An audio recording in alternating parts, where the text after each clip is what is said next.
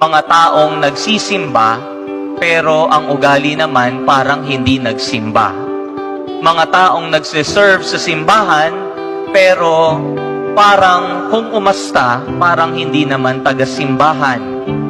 Mga taong nagdadasal, pero parang walang epekto naman ang dasal sa kanila. And this speaks of prioritizing what is external rather than the internal. Aanhin mo ang magmukhang banal ka sa iba, subalit hindi naman pala ito totoo sa iyong buhay.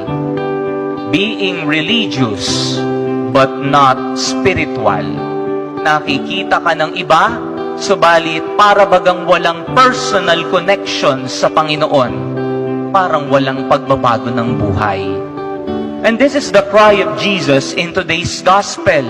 Huwag kang magpakitang tao.